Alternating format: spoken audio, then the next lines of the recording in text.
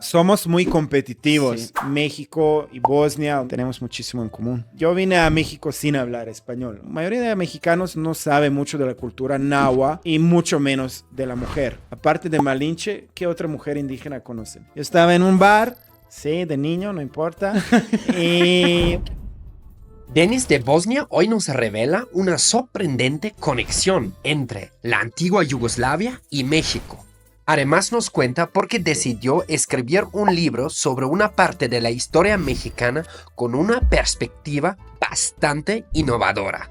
como una mujer real y una virgen celestial pudieron cambiar la historia de México. Cuando yo crecía eran las telenovelas. La música balcánica es bastante parecida a la norteña. Muchos mexicanos son muy católicos, mucho más que mismos europeos. Soy un fan de la historia particular de la cultura maya. México como país pues tiene una naturaleza espectacular. Ay, mi abuelo era español y lo dicen con cierto orgullo, que para mí, por ejemplo, será muy difícil que alguien diga, mi abuelo era turco. Es como, no.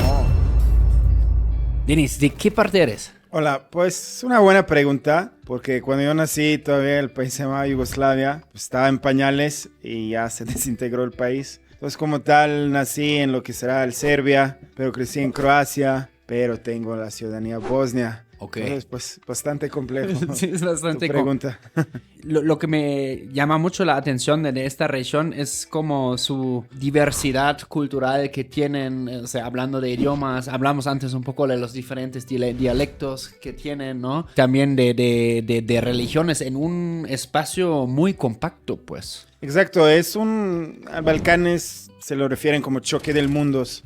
Obviamente este mundo viejo, de Asia, África, Europa, justo estamos como entre Medio Oriente, Turquía, y el mundo occidental, Austria. Entonces estamos como en mitad del camino entre, digamos, Viena, Austria, y Turquía, Estambul. Entonces siempre Balcanes han sido como un choque de mundos desde tiempo de los romanos, que ya el imperio romano se dividió justo en lo que hoy en día es la frontera entre Bosnia y Serbia. Entonces sí, desde la antigüedad, desde miles de años, los Balcanes eran así como un choque de mundos. Y sí, es muy compacto, muy complejo, 3 grandes religiones. Sí, la verdad es un lugar único en el mundo, creo, en ese sentido. Sería catolicismo... Ortodoxo y los musulmanes. Islam, claro. Islam, sí, como tal. Entonces, en Bosnia, por ejemplo, el país que represento aquí, sí, efectivamente son 3 etnias, 3 lo que llaman pueblos constitucionales y que van por 3 religiones también. Órale. Sí. Los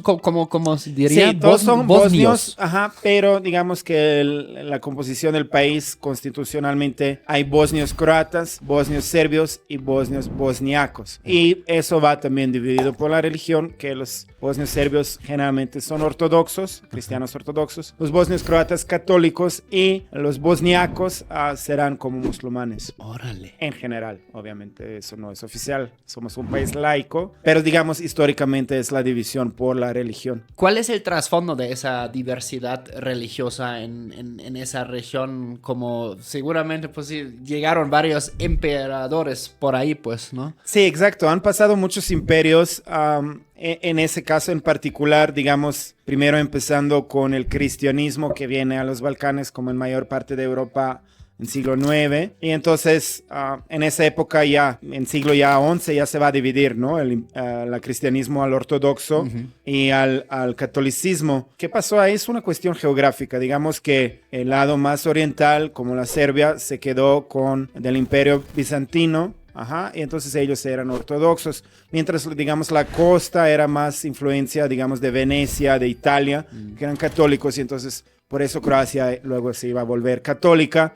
Y en Bosnia en particular es muy, muy interesante porque había los dos, ajá, de un lado católico y ortodoxo, pero en Bosnia en particular tuvimos algo que se llaman Bogumili, que era una secta cristiana. Bueno, obviamente que lo llaman secta los católicos, ¿no? Sí.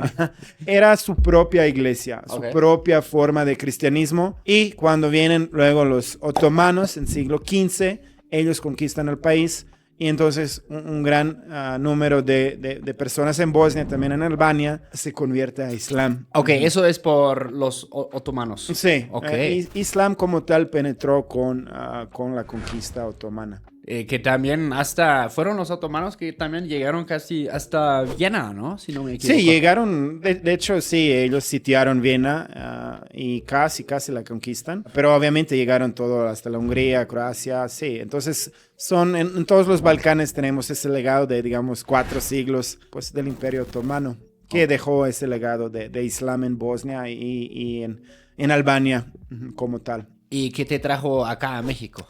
Pues a mí a México, no sé, es una historia, digamos, siempre desde niño me ha gustado con México como la cultura. Soy un fan de la historia, en particular de la cultura maya. Bueno, obviamente era un interés nada más. Yo trabajaba como maestro de inglés en China.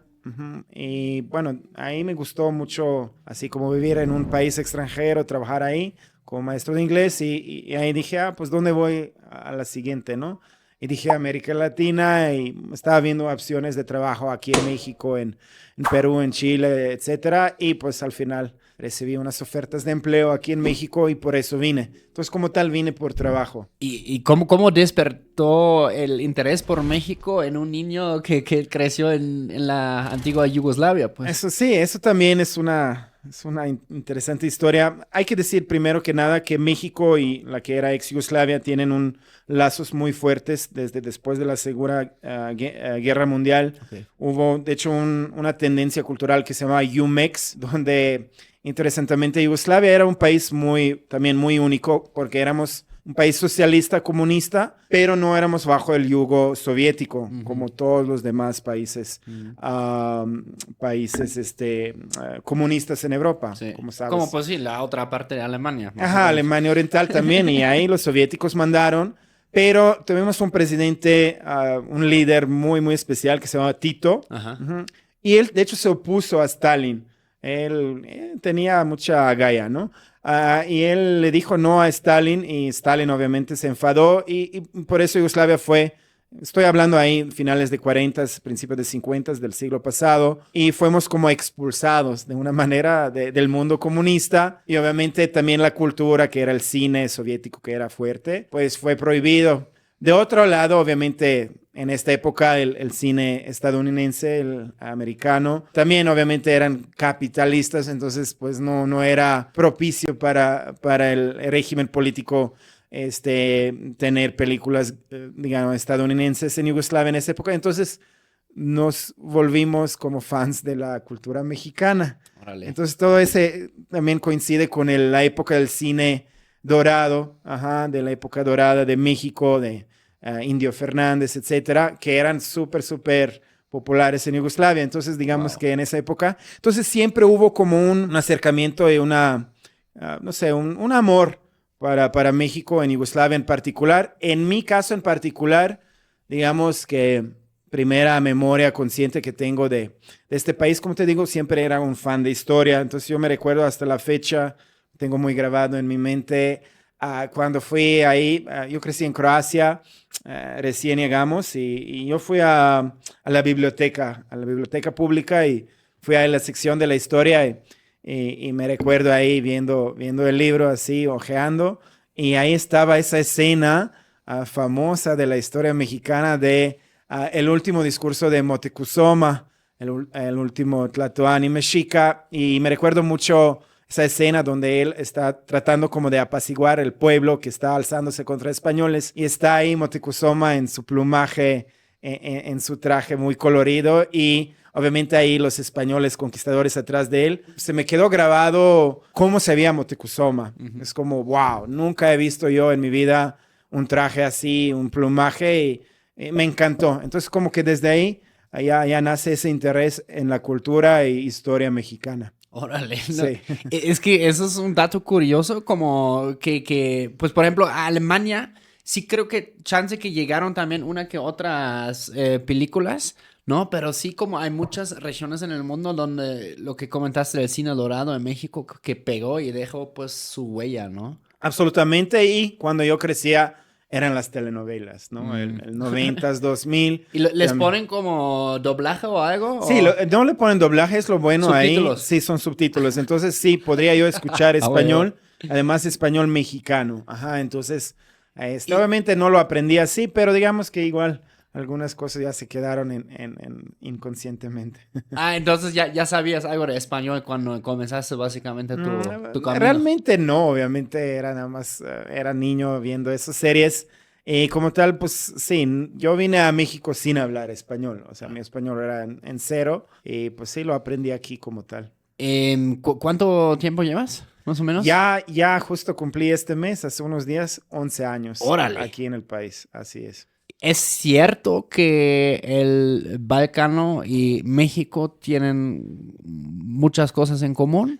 Absolutamente cierto. Ahí, como comenté eso de UMEX, música, por ejemplo, música balcánica es bastante parecida a la norteña, Ajá. que aquí la música con muchas trubas y acordeón, Sí. sí, que es muy popular en el norte y también, por ejemplo, en Serbia hay competencias de tocar acordeón. Entonces la música es muy similar y obviamente como yo me enfoco mucho en la historia, sí, históricamente siento que nuestros pueblos ancestrales, que aquí son los mayas, los nahuas, tienen mucho en común con mis pueblos ancestrales y sí, siento que como psicológicamente México y Bosnia o México y Balcanes occidentales, que es esa cultura, sí, tenemos muchísimo en común. Lo que yo me acuerdo de los compas es que dato curioso también, antes hablamos también un poco de eso, en Alemania la influencia de la cultura pues ex yugoslava, ¿no? De todos sus países,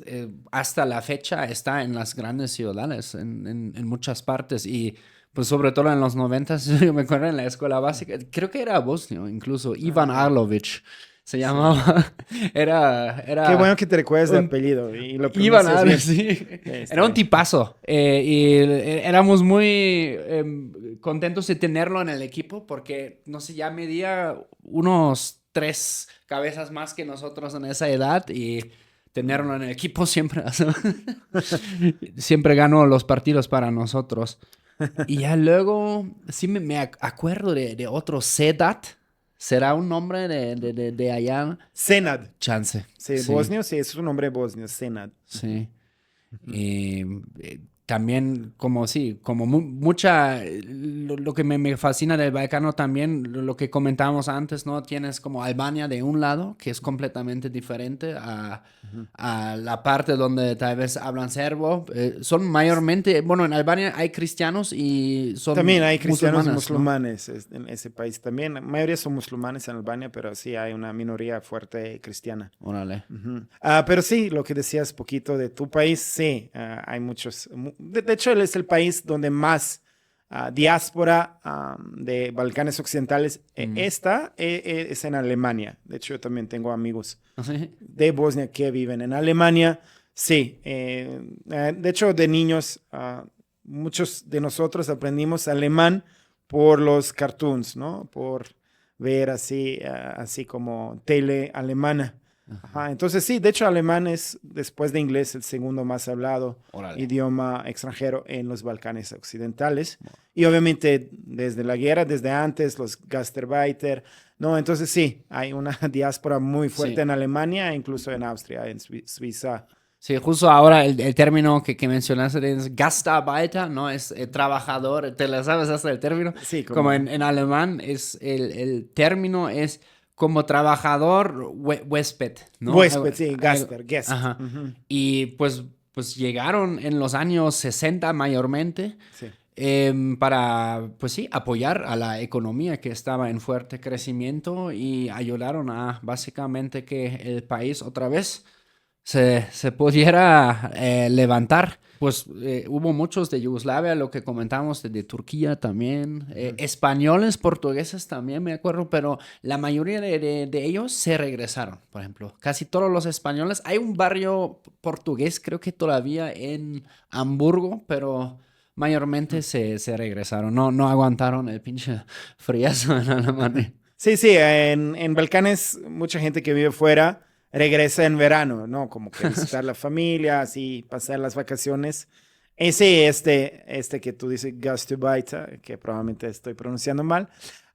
Pero sí hay como todo un concepto cultural de esos personajes que se fue a Alemania, hizo mucho dinero y Y luego viene como presumir Sí. su éxito económico al país del origen. Con un Mercedes. Sí, como Mercedes. Ajá, exacto. Ay, no manches. Eso, Sí. eso también es muy característico de los pueblos en Alemania que antes cuando yo era niño, corre como que los dones así del pueblo para ellos era muy importante tener un Mercedes, ¿no? Sí, O Mercedes un es ese BMW. como el símbolo, ¿no? El de estatus. Sí, absolutamente. Oye, y también hoy nos trajiste aquí, súper interesante, un libro que tú escribiste. ¿Cuál es el título y de qué Sí. se trata? Es correcto, sí, justo como mencionas, ese es mi libro que se llama Conquista Femenina, como una mujer real y una virgen celestial pudieron cambiar la historia de México, que sí estoy promoviendo, de hecho ya tiene 3 años que ya se publicó aquí en español. Sí, poco relacionado con lo que te contaba de mi interés de historia, de mi amor por la historia. Y bueno, cuando vine a México, yo escribía un otro libro de filosofía, entonces... No, es como que ese libro no fue planeado, fue así Ok. como muy, muy espontáneo, ajá.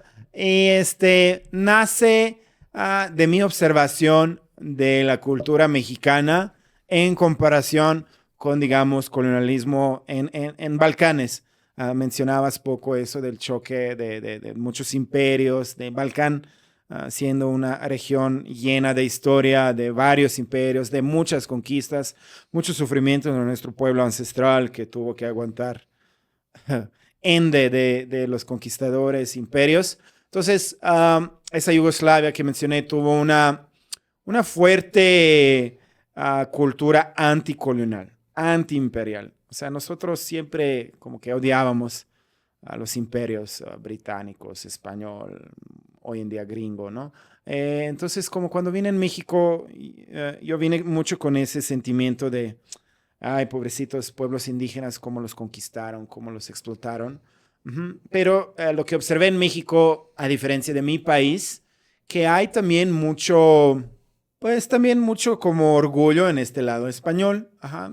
Por ejemplo, hay gente aquí que yo he conocido, varias personas que dicen, ah, mi abuelo era español, y lo dicen con cierto orgullo, que para mí, por ejemplo, será muy difícil en Serbia, por ejemplo, en Croacia, que alguien dice, ah, mi abuelo era turco. Es como, no. O sea, eso es algo que si fuera el caso, ya te callas. Y es como nadie quiere presumir el origen del conquistador. Claro. Entonces, como que esas cosas para mí, yo no sabía esto.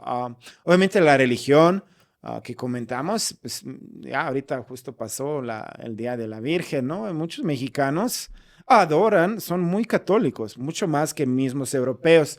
Yo que crecí en una Croacia de noventas, el lema del país en Croacia es Bog i Hrvati, que quiere decir el Dios y croatas, ¿no? O sea, son bastante religiosos, son bastante católicos, pero aún así yo diría que mexicanos más. Entonces, para mí eso también era como muy raro. ¿Cómo aquí tanto catolicismo, tanta apego a la religión que fue supuestamente no impuesta por los conquistadores, por la invasión? ¿Y qué pasó con esto, no? Obviamente el idioma, muy pocos mexicanos hablan náhuatl. Ajá, es como alrededor de 1.5%. Yo no hablo turco, por ejemplo, que era el idioma de nuestro conquistador. Muy poca gente habla turco en los Balcanes. Precisamente eso, porque era muy diferente ese proceso de colonización en Balcanes que aquí. Entonces, a mí eso me despertó mucho interés y intenté entender esto. Y básicamente el libro argumenta mi hipótesis es que mucho de esto es diferente en México que en Balcanes debido a la mujer, principalmente la mujer indígena y también este lado femenino representado como un arquetipo de la Virgen, pero de la mujer indígena que creo yo, argumento en el libro, vio muchos beneficios en este contexto sociocultural cristiano, no necesariamente español como tal, obviamente fueron españoles, pero sí, el catolicismo en México, yo creo, dio una otra visión a la mujer indígena, y fue ella, obviamente con la Virgen, como el símbolo principal, que vio ciertos beneficios para ellas. Entonces creo que yo por eso conquista aquí y el proceso de colonización tan diferente que en el resto del mundo en América Latina es por la mujer indígena.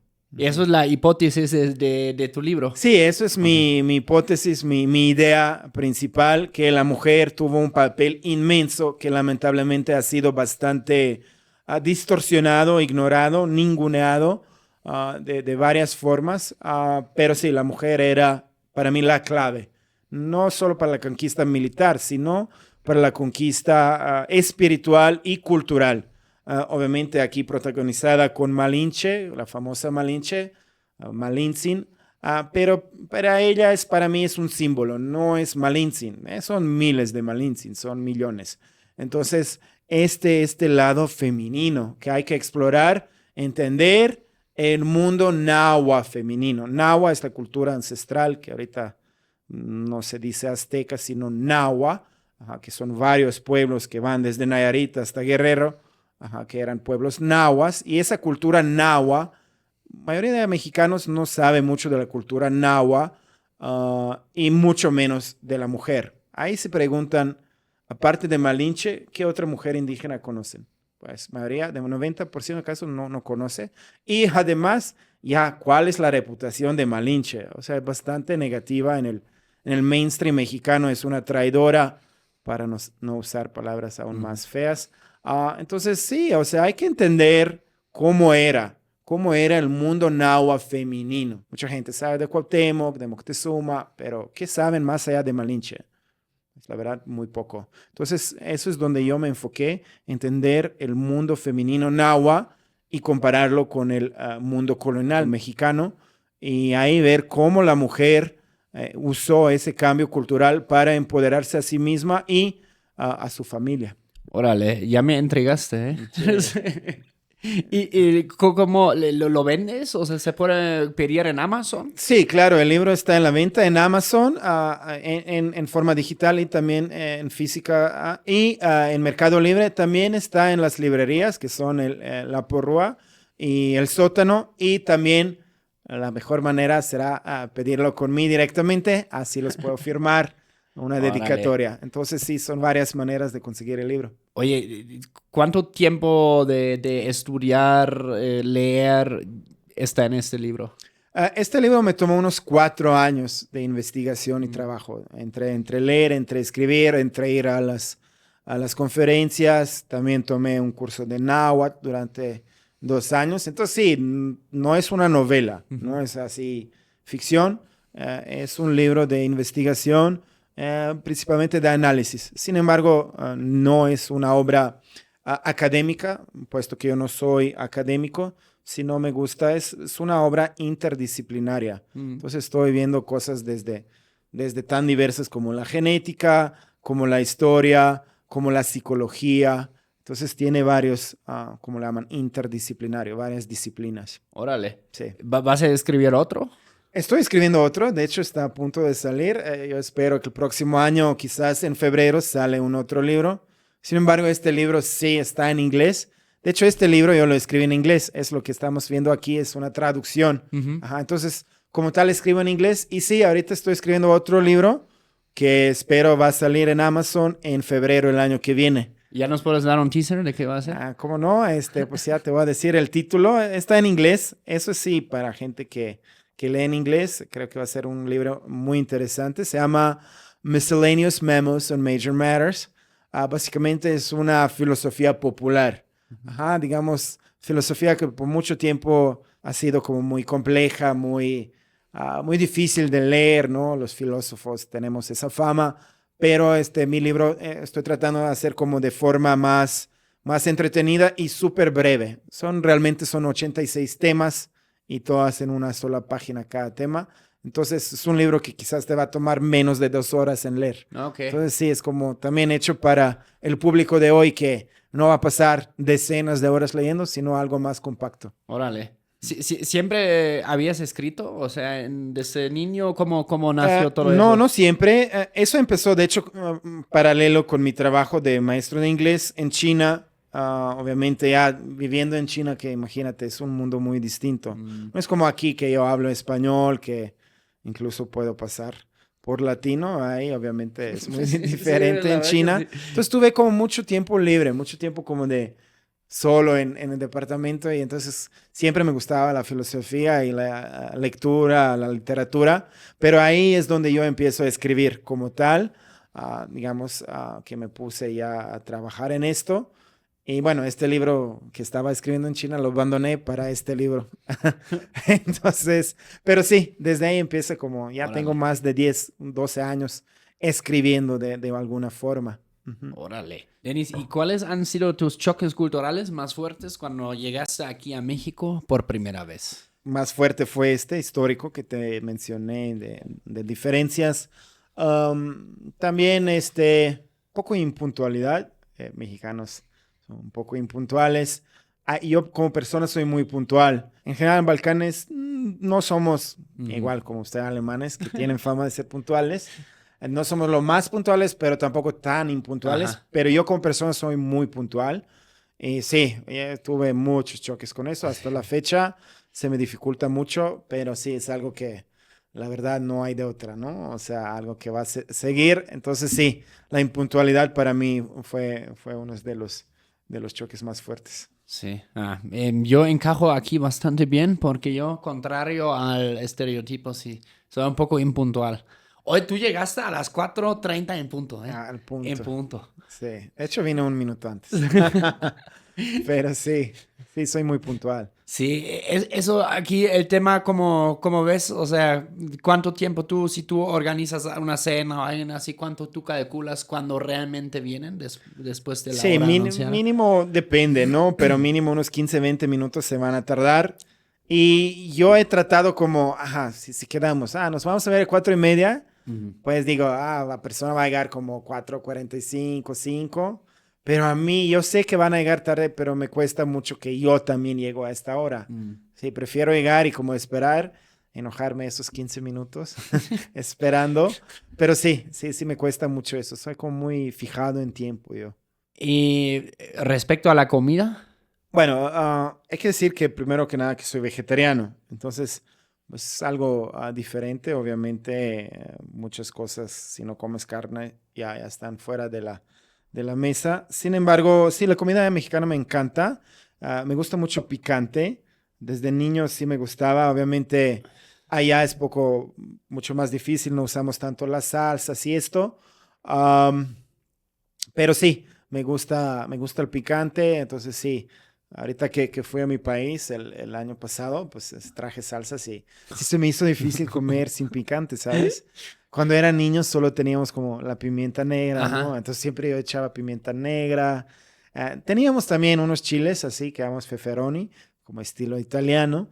Ajá, pero sí, no hay tanto picante. Pero sí, ya me volví adicto al picante. sí, no manches. Sí. Yo igual, allá, buah. Aparte, una vez que te acostumbras al sazón de acá, es como siempre sientes que le falta algo, ¿no? Y sí, hemos traído también, bueno, luego también ya se encuentra, por ejemplo, la Valentina ya la encontramos ahí como en tienditas, así. Ajá. Como hay esas tienditas como internacionales, ¿no? Como tienen comida de Vietnam, de no sé qué, pero de lados como más lejanos y normalmente ya tienen como un estantito de productos mexicanos. Sí, la globalización ya está pegando con todo. De hecho, ahorita que fui el año pasado, ya vi en mi refri, vi tortillas. Wow, eso cuando yo crecía era imposible. Aguacate, incluso sí, ciertas frutas de aquí. Entonces sí, como que ya está más y más presente. También salsas de Chile. He visto eso en súper ahí en Bosnia y sí, me agrada mucho ver eso y sí, la verdad la comida mexicana es de las mejores del mundo y pues sí, está interesante ver esas cosas allá. Entonces, ¿ustedes no comen nada picante? ¿Cero? Como tal, no, digo un poquito, te Y digo, más que los alemanes, seguro. sí, probablemente poco seguro. más ahí al sur, digamos, todo eso que es. Por ejemplo, comemos mucho paprika, ¿no? Que es el Paprika. pimiento rojo. Ajá, ándale. Ajá. Entonces, que como tal no es picante, pero sí, comemos mucho pimiento y de ahí otros tipos de pimientos y entonces sí puede entrar algo más picante, sí, más que Alemania, yo diría que sí, pero obviamente no comparable como aquí en México. Ya. En Alemania son muy conocidos los cevapcici. ¿Son de dónde? Sí, ellos son de los Balcanes. El Chevap, bueno, hay toda una teorías de, pues obviamente es como algo como kebab, ajá, que es más de Medio Oriente, pero sí, cevapcici son muy famosos, en particular en Bosnia, que les gustan presumir mucho. Y hay varios cevapcici, ¿sabes? Para ti piensas que cevapcici es general, pero en Bosnia hay cevapcici de Sarajevo, cevapcici de Banja Luka, que es Ajá. otra manera de ser cevapcici. Entonces hay como también regionales, estilo de cevapcici o cevapi. ¿Podrías describir Claro, cómo es son uno de 10 de aquí, 10? sí, aquí en México los llaman dedos de carne, que es realmente como un dedo, así es el tamaño de un cevap. Y bueno, realmente es como carne molida envuelta, como una mini salchicha. Y para aquellos que están interesados en ese tipo de comida, de hecho se pueden probar aquí en México. Se llama Balkan Grill. Ujú. Balkan Grill es el único restaurante de los Balcanes occidentales aquí en la ciudad y se encuentra en la esquina de Monte Albán con calle Xola, aquí en Narvarte. Ok. Entonces, Balkan Grill, a los que quieren probar el cevapi, o bueno, ellos se especializan sobre todo en hamburguesas, que se llaman ahí pljeskavice. Ujú. Oh, Ajá, entonces sí, la comida balcánica, lo más que se puede probar aquí en Balkan Grill. ¿tienen salsas ustedes? Sí, también, ¿no? Sí, tenemos una salsa muy, muy sabrosa que no es picante, aunque hay una versión como medio picante que se llama Ayvar. Ujú. Aybar. Ah, sí, es verdad. Esa sí o sea, si tú le pones alemanes a comer eso, la mayoría te va a decir, no manches, sí pica esa madre. Sí, no, es Pero muy para leve. ustedes no. Hay dos tipos de Ayvar, que es Ayvar como medio picante y Ayvar no Nada, picante. nada. Ajá. Ok. Ayvar es muy popular en Balcanes occidentales y lo pueden probar ahí en Balkan Grill. Básicamente una salsa basada principalmente en pimiento rojo y también berenjena y pues esos son dos ingredientes principales, pero sobre todo el pimiento rojo.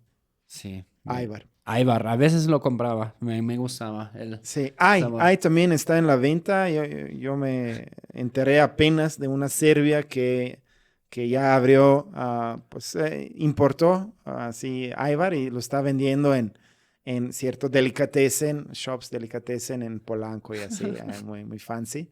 Pero bueno, lo pueden probar y sí se puede comprar también. ¿Podrías intentar enseñarnos algunas palabras en tu idioma? Porque eso también me llama mucho la atención de la región de Balkan, ¿no? Hay muchos idiomas, pero bueno, ya hablamos un poco de que hay algunos que sí se parecen, otros no tanto. ¿Tú qué idioma hablas cuando te preguntan? ¿Qué es tu lengua materna? Eso es un problema no solo lingüístico, sino sobre todo político. Por ejemplo, cuando era la época de mis padres, ellos en la escuela, ese idioma se llamaba Srpsko-Hrvatski o en Croacia lo llamaban Hrvatsko-Srpski, que quiere decir serbo-croata o croata-serbio. Ujú. Ajá, entonces, hoy en día oficialmente Hrvatski, croata, es un idioma y serbio, serbski es otro idioma. Pero como ese idioma no cambió en 20 años, Ya. ¿no? ¿Me entiendes? Entonces, en Yugoslavia, cada quien, en Croacia hablaban croata y en Serbia hablaban serbio. Ajá, Pero se oficial, parece. sí, se parece muchísimo. Realmente los lingüistas extranjeros, no sé, británicos y así, para ellos eso es el mismo idioma. El problema en Balcanes es político, entonces Claro. obviamente los croatas no quieren decir que su idioma es serbo-croata, eso solo es croata. Ok. Y los serbios lo mismo, no, hablamos serbski, ¿no? Que es serbio. En Bosnia también tenemos bosanski, que es bosnio, y además hay un otro que es montenegrino, que se llama crnogorski. Pero esos cuatro idiomas que son divididos realmente son un mismo idioma. Pues, nosotros nos entendimos perfectamente entre sí. Ok. Ajá. O sea, es un serbio y un croata, si hablamos, nos vamos a entender. Ajá, entonces digamos una palabra como leche, que se dice en serbio mleko, el croata y bosnio van a decir mlijeko. Ajá. Pero como ves, suena Sí, igual, es lo solo es mismo. como mlijeko, mleko. Para mí es... Cvijet, cvet. Ajá, entonces flor. Cvijet, cvet. Mlijeko, mleko. Es lo mismo. Ok. Pero bueno. ¿Cómo se dice qué onda, compa? En Bosnia se dice yaran. Yaran. Yaran. Eso solo es en Bosnia. O sea, un croata, un serbio sabe de esta palabra, ha escuchado, pero no, ellos no los usan. Pero en Bosnia esa es una fuerte palabra. Si vas algún día al Bosnia, Yaran. al carnal le dices yaran. Yaran. Yaran. Yaran, brate. Tenemos algo que tomamos el último sílaba y lo ponemos al adelante. Mm. Brate, tebra, brate. Ajá, entonces hay todo un idioma que se basa en eso, de tomar el último sílaba y lo ponerlo. pones Ajá. enfrente. Sí, como aquí que dice nepe, ¿no? Ah, No ok, dice sí. pene, dice nepe, ajá, lo mismo. Sí. Ahí tenemos lo mismo. Tomamos ese último y lo ponemos al frente. Le hacen una nueva combinación. Ajá, sí, eso es muy popular en Balcanes. Sí, ya te había comentado que, por ejemplo, con mi hermano a veces hacer de broma, bueno, de broma, es como de, ¿qué onda, güey, no? O sea, ¿qué pedo? Decimos que vas que brate. Brate, sí, está padre. Sí, es una palabra ahí que se hizo conocer. Muchos raperos también ya luego pues, Sí. empezaron, obviamente. Sí, obviamente todo eso del rap, ajá, y hay unos buenos. De hecho, el otro día, bueno, hace como un rato, estaba en Metrobús y vi un vato que ya obviamente era extranjero, rubio y así, y decía su playera, decía Ljubav, Mm. y eso quiere decir amor en bosnio, en croata, serbio. Y yo estaba así como, y lo pregunté, oye, ¿qué onda con esa playera? Y sí, efectivamente, él era fan de un rapero serbio, ajá, que se llama Ljubav. Ajá, y este vato era alemán. No, neta. Sí. Qué loco. Sí, entonces sí, como que igual está popular ahí. Otro dato curioso, por lo que pues toda tu región es muy conocido, no solo en mi país, sino en todo el mundo, es el básquetbol, Así es. que tienen buenos jugadores Sí. y buen ambiente también. Sí, básquetbol es algo también que ex Yugoslavia y obviamente ahorita el legado que tenemos de eso, sí, somos muy buenos en básquetbol. De hecho, ahorita considerado de los mejores jugadores, si no el mejor jugador del mundo, Jokic, ¿no? Ujú. Nikola Jokic, que es serbio. Y ahí, casi ahí en top 5 es Doncic, ¿no? Luka Doncic, que es esloveno, aunque su papá de hecho es serbio. Ajá, entonces sí va ahí. De hecho, tenemos muchos jugadores de ex Yugoslavia en NBA.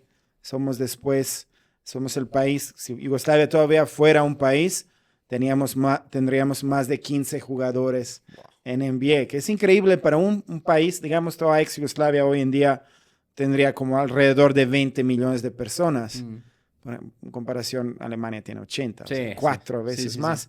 pero aún así menos jugadores de básquetbol. Ya. Digamos, en comparación, una Italia tiene 2 jugadores en NBA y tiene 60 millones. Sí, sí, claro. Y, por ejemplo, Croacia tiene 2 jugadores y tiene 4 millones. Entonces, por 1 millón de habitantes, somos el país que más, Serbia es uno de los países que más jugadores, casi 1 por millón en NBA.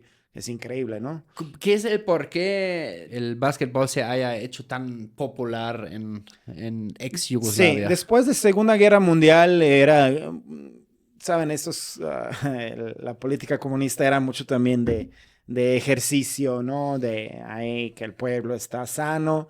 Y un deporte que se hizo muy popular fue precisamente básquetbol, que es un deporte, digamos, urbano, Ujú. no que ahí vas a Serbia, Croacia, Bosnia, en todas las esquinas, en cualquier barrio, tienes una cancha de básquetbol. Ujú. No una cancha como en arena, sí, sino pues, sí, principalmente una canasta y hay Yeah. un poco de cemento. Entonces, como que ese deporte ahí en años 50, 60 se hizo muy popular en Yugoslavia y lo que va mucho a favor a nosotros, que somos gente muy alta.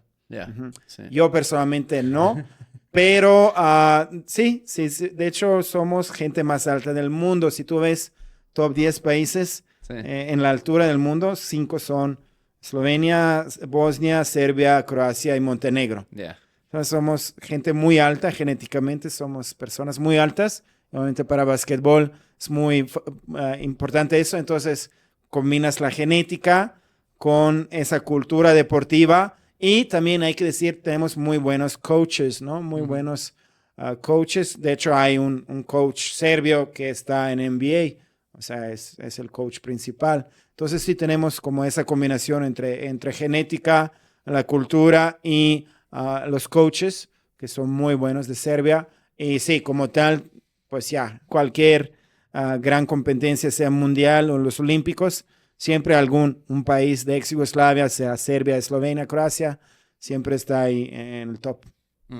También en el ambiente está loco, ¿no? O sea, como llevaron a un deporte que normalmente pues se juega pues dentro, ¿no? Según la lógica gringa, pues en una cancha, pero dentro, ¿no? Y pues sí, como parece como los ultras, pero de un partido de fútbol, pues, ¿no? Sí, Sí, no, ya. todavía más cabrón todo. Hay esos videos que puedes ver, por ejemplo, especialmente dos buenos equipos de Serbia que son Crvena Zvezda y Partizan, que son en ese Eurocup, ¿no? El Euroliga. Y sí, vas a esas y están con sus bengalas, o sea, y así miles de hombres así se quitan la playera, están así como todos juntos así brincando. No, o sea, algo que nunca en NBA hay que entender que es un deporte para la familia, comercial, porque vas con tu familia, tomas algo así. Claro. No, y ahí las hinchas en Serbia, Dios mío, son Sí. súper bravos. Súper. O Sí, sea, se agarran a madrazos. ah, sí, Sí. sin duda. En el Balcanes eso es algo muy... Son otro deporte. Sí, entonces sí, yo, por ejemplo, de niño sí practicaba, entrenaba basquetbol. Y de hecho juego aquí, aquí, justo A aquí veces al lado. nos vemos, a veces sí nos vemos aquí cerca en una cancha. Y Sí. siempre me gusta observarlos porque luego sí se ve como quiénes son los altotes, la mayoría, ¿no? De serbios y ya luego ahí también hacen equipos mixtos, ¿no? Con Sí, mexicanos. hay algunos mexicanos que son amigos de mis paisanos y ahí se agregan unas personas también que vienen. Ajá.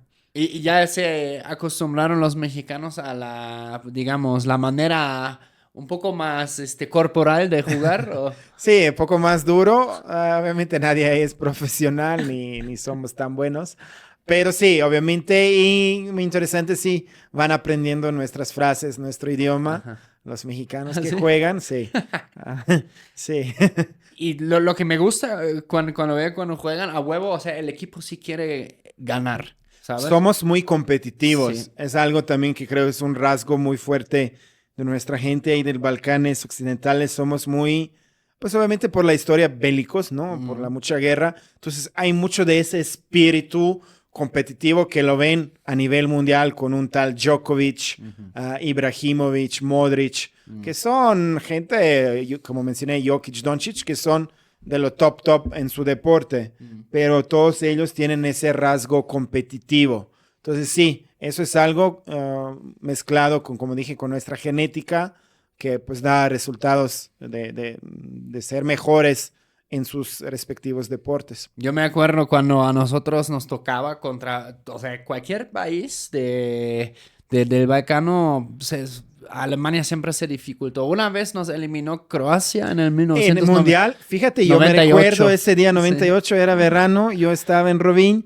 yo estaba en un bar, sí, de niño, no importa, y bueno, un restaurante bar, servían también cerveza, yo no estaba tomando, pero fue un alemán, porque hay muchos alemanes de turista en Croacia, y sí, les ganamos creo que 3-0 o 3-1, y el alemán pagó las chelas ese día. ¡Hala! Sí, no, Sí, sí. buena onda, buena onda. No, Pero sí, los eliminamos. nos eliminaron. Y bueno, siempre es, o sea, Croacia, Serbia, Bosnia también, por eso sabes que no va a ser fácil contra estos No, güeyes. jamás. Sí, No van a ceder ni un metro, ¿no? sí, Croacia muy buena obviamente en fútbol, Serbia muy buena en básquetbol, igual que Eslovenia. También somos, deporte donde más dominamos es waterpolo. Hay Ok. waterpolo entre Montenegro, Croacia y Serbia. De hecho, en los Olímpicos el final era Serbia contra Croacia. Eso también, o sea, es balonmano un poco en agua, ¿no? ¿O no? Sí, waterpolo es como balonmano en agua. Y también Ok. somos buenos en balonmano. Ujú. Y ahorita tenis, obviamente, con Djokovic, pero también Ljubicic, Cilic.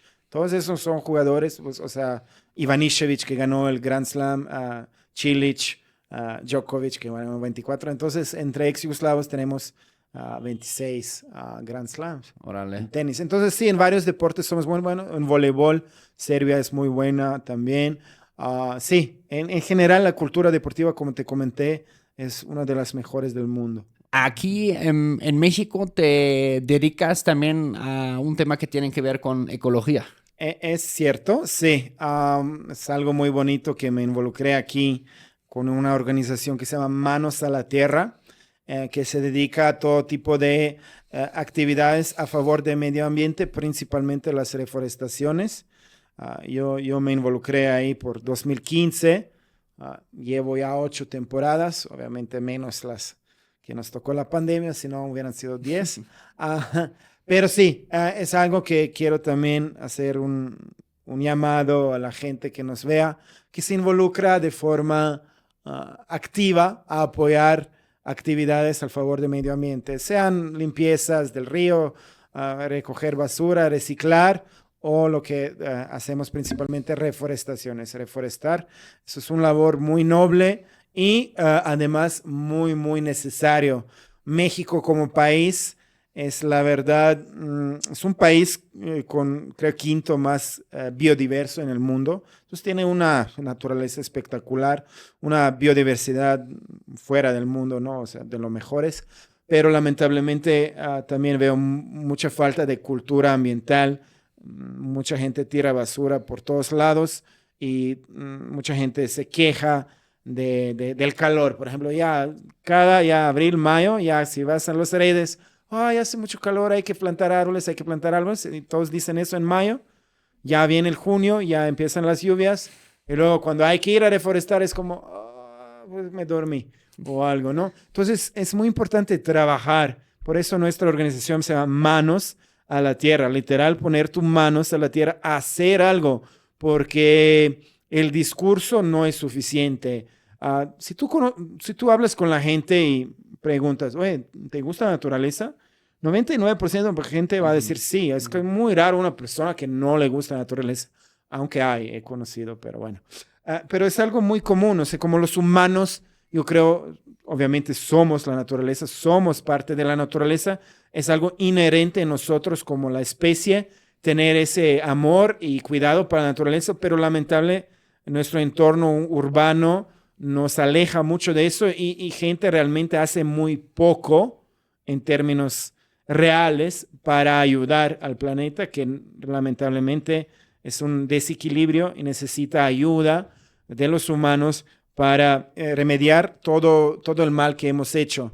Y entonces nuestra organización particular interviene en ciertas zonas de interés donde ya la huella urbana está destruyendo la naturaleza. Entonces lo que estamos tratando de hacer es recuperar ciertas zonas de interés, principalmente aquí en la Cuenca de México, alrededor de la ciudad, pero también a nivel nacional. Entonces sí, todos los que les interesa, yo en general me dedico mucho en reforestación, enseñar a la gente cómo plantar un árbol.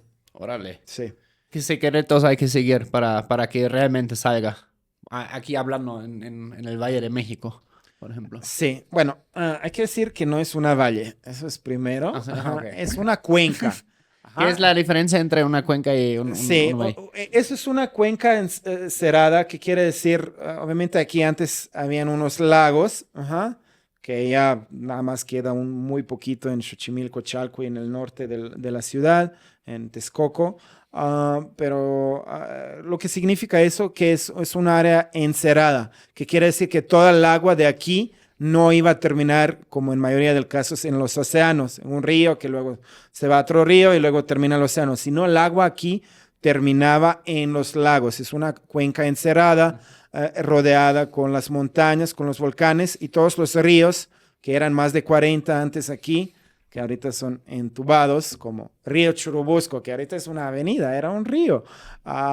Entonces, ¿qué quiere decir? Una valle es, pues, es como al lado de un río, ¿no? Entre montañas, y la cuenca es un sistema encerrado. Entonces, todo el agua se quedaba aquí, no iba a escurrir al mar, al océano. Eso es la diferencia. Entonces, es Cuenca de México. Lo que importa es proteger la naturaleza que ya tenemos, que principalmente aquí son la Sierra de Guadalupe, al norte de la ciudad, toda el área de Coacalco, de Ecatepec, en el sur, parte del Bosque del Agua, que es el Bosque de Dinamos, también Desierto de los Leones, y la área de humedales como en Xochimilco. Entonces, y también Barranca de Tarrango, también donde intervenimos.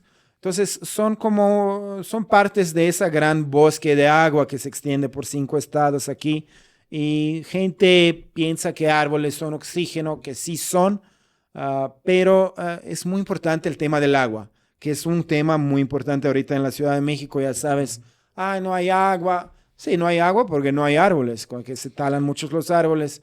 La zona forestal disminuyó tremendamente y cada vez la urbanización, la construcción a menudo ilegal, está talando los árboles, poniendo el concreto.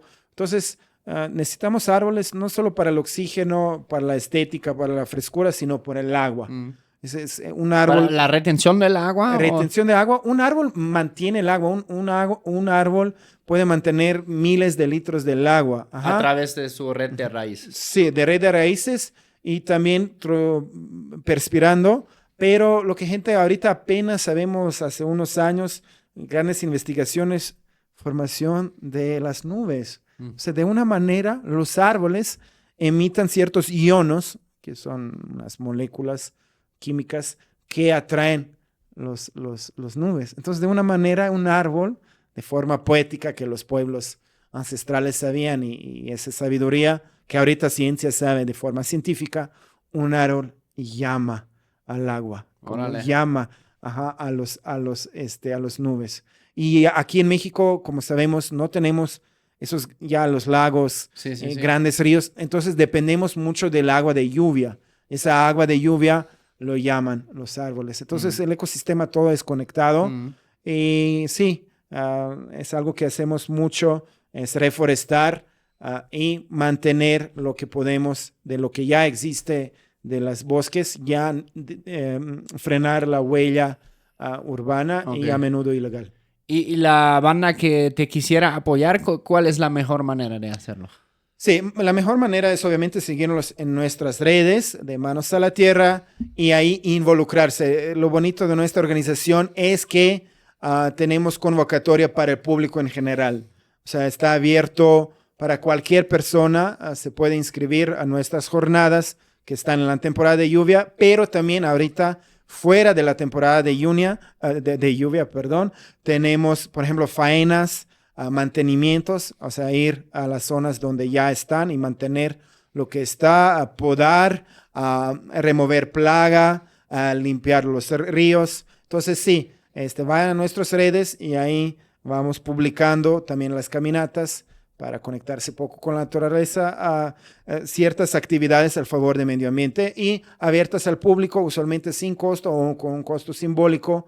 Y también hacemos mucho también actividades con empresas que están tratando de ser socialmente responsables, que nos contratan para hacer reforestaciones o otro tipo de eventos a favor del medio ambiente. Entonces, es algo que está pasando en todo el mundo, está muy de moda. Y digamos que es algo muy necesario. Estamos en un punto donde la naturaleza realmente necesita nuestra ayuda para otra vez recuperarse. Órale.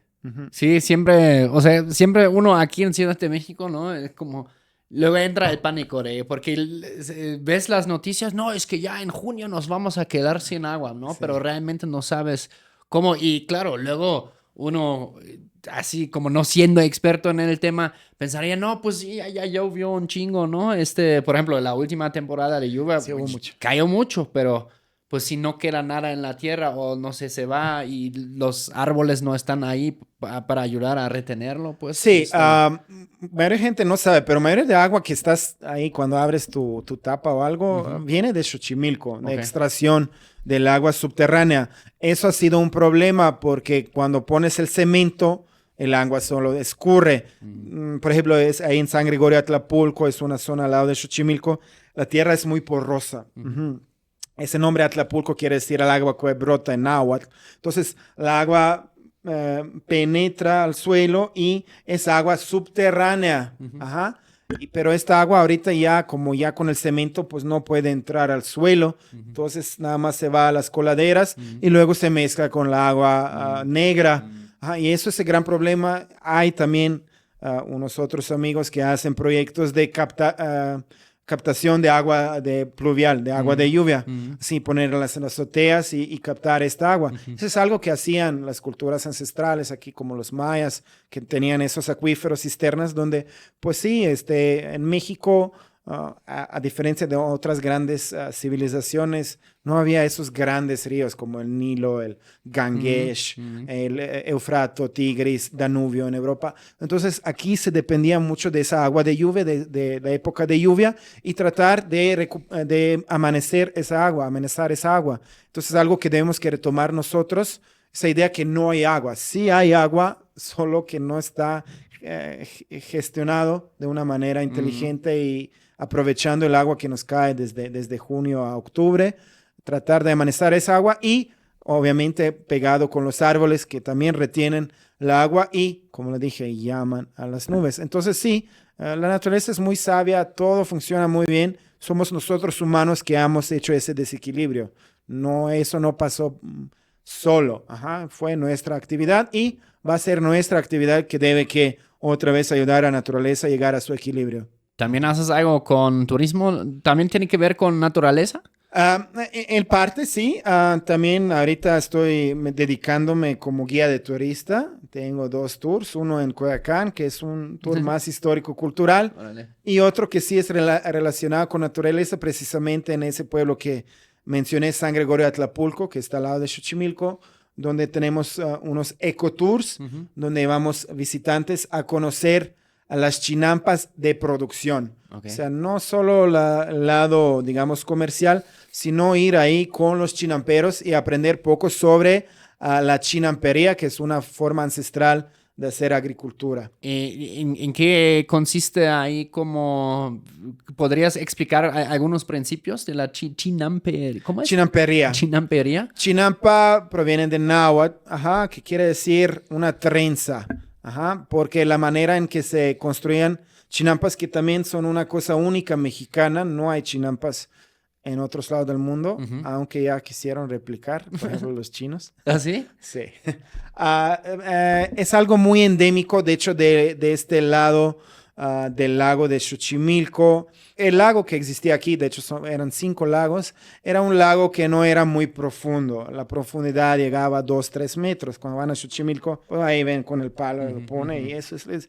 Entonces, por eso se podrían construir chinampas que realmente son islas o isletas artificiales, hechos por el hombre. Ninguna chinampa es natural. Entonces, lo que hacían los pueblos ancestrales, extraían el lodo, el sedimento del lago, delineaban una área que usualmente era un rectángulo y en eso depositaban ese lodo, y así combinando también con la vegetación, haciendo una composta líquida y así realmente creando el suelo, así creando esa isla artificial que usaban principalmente como campos de cultivo. Pero digo, el Gran Tenochtitlan también tenía chinampas, aunque en su caso más como residencial.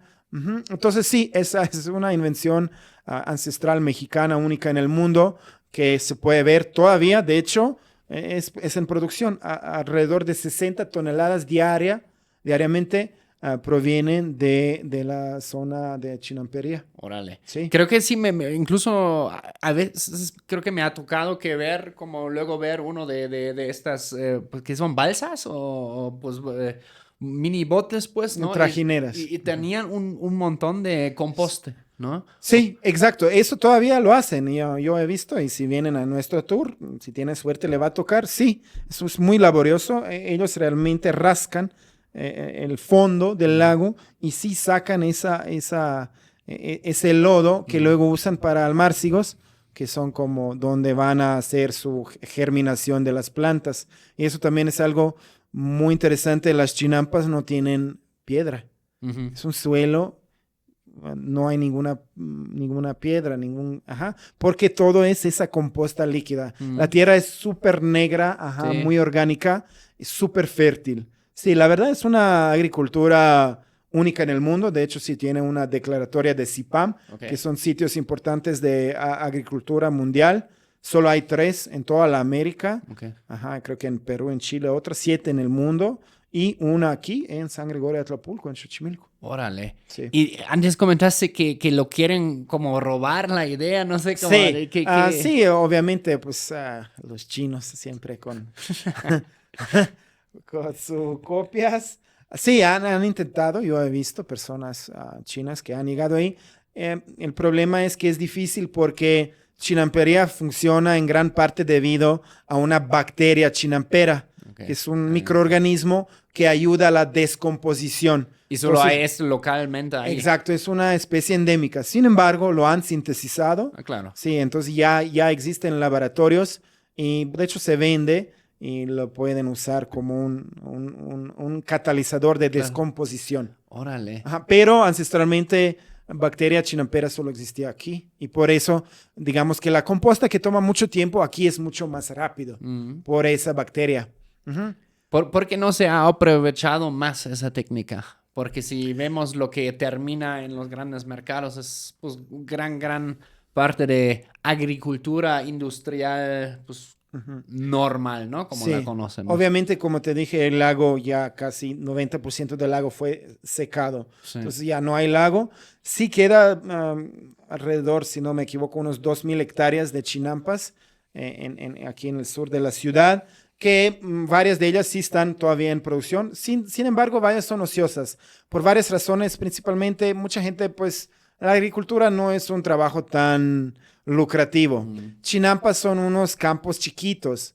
O sea, si pones algo en un campo de 50 metros con 10, en comparación con esos grandes campos que ves que son kilómetros, sí, económicamente no es tan lucrativo. Sin embargo, sí, obviamente el producto principal del chinampa es la lechuga. Órale. Mucha lechuga que tú luego te comas en restaurante, de hecho viene ¿Ah, sí? de las chinampas, sí. Órale. Sí, y es muy, muy rica. Dicen los chefs que la lechuga de Xochimilco, de San Gregorio Atlapulco, del chinampa, es más sabrosa que, digamos, lechuga de otros campos normales. Por los buenos nutrientes. Sí, la tierra es súper, súper fértil. Como te digo, es una composta líquida. Oye, antes me habías comentado también de una curiosidad o una similitud curiosa entre pues, la Virgen acá y que ahí en Bosnia también hay algo como una Virgen. Así es. Sí, aparte de la Virgen de Guadalupe, que apenas ahorita pasó, en Bosnia también tenemos una Virgen que se llama Gospa de Medjugorje. Es el pueblo donde apareció supuestamente la Virgen. De hecho, la mayoría de mexicanos que yo he conocido que viajan a mi país, de Bosnia y Herzegovina, muchos van precisamente para ver a la Virgen de Medjugorje. Ok, es como un peregrinaje, pues. Sí, es un peregrinaje bastante famoso en Europa. Sí, es una historia muy interesante de años 80, creo que 81, si no me equivoco, cuando apareció la Virgen. Y sí, que supuestamente apareció ahí en este cerro, igual que la Virgen de Guadalupe, apareció en un cerro, ahí en Medjugorje, como se llama el pueblo, en Herzegovina, en la parte sur del país. Y bueno, obviamente, como todas las vírgenes, tuvo ese mensaje de amor y paz, de evitar la guerra, de querernos entre sí. Y bueno, se hizo mucha fama, y aunque no es oficialmente reconocida, sí, es un peregrinaje. Entonces, yo he conocido varios mexicanos que van a Bosnia precisamente por la Virgen de Medjugorje. Ok, y es católico. Es católico, okay. Sí. Sí, esta parte Herzegovina, en gran parte son bosnios croatas que son católicos. Y también es interesante, ahí hay muchos también frailes franciscanos, que eran de hecho los principales que evangelizaron a los indígenas, fueron precisamente los frailes franciscanos. Y ellos también eran los frailes franciscanos involucrados en esa historia del Virgen de Medjugorje. Okay. Entonces también tenemos eso en común con México, que ambos México y Bosnia tenemos la aparición de la Virgen. Órale, ¿en qué etapa más o menos se cristianizó las grandes partes del Balcán por primera vez? Bueno, la cristianización de Balcanes empieza en siglo IX. Ah, ok. Ajá. En Alemania, Carlos Magno tenía... Carlos Magno, sí, siglo VIII, IX. Ajá, sí. Justo es esa época. Obviamente desde Imperio Romano ya hay que decir que San Jerónimo, que escribió la Biblia, o bueno, compiló la Biblia, era dálmata, o sea, hablaba mi idioma, era de la región que hoy en día corresponde a Croacia. Órale. Sí. Oye, ¿y qué tan parecidos es la gente del Balcán en promedio? con los mexicanos o los latinos? Yo diría que bastante en comparación. Cierto que somos unos pueblos muy similares en términos psicológicos, especialmente en esos términos que, como te decía, del idioma, que usamos muchos modismos, la Virgen, pero sobre todo diría yo la mentalidad, ¿sabes? En México es muy común el uso de dichos. Es algo que todos ustedes que ya tienen padres mexicanos ya saben, les encanta siempre a los niños decir ciertos dichos. Eso también proviene de cultura náhuatl ancestral y algo muy parecido en Balcanes. Yo, cuando recuerdo a mi mamá, mi papá y su educación, fueron los dichos. Que siempre algo pasa y tu papá te dice, pues es un dicho. Es algo que tenemos mucho en común con México, el uso de los dichos, algunos así muy similares, como la broma y la verdad se asoma, algo ahí que existe parecido en bosnio, ese tipo de pensamiento del pueblo, mentalidad del pueblo, muy similar entre Bosnia, entre Balcanes Occidentales y México. Órale. Sí. Hermano, ¿cómo la banda te puede seguir en redes sociales? En redes sociales estoy en Instagram, como Zucamex. También en Facebook, Denis Zukic Zukame. Eso creo que son dos de las redes que más uso.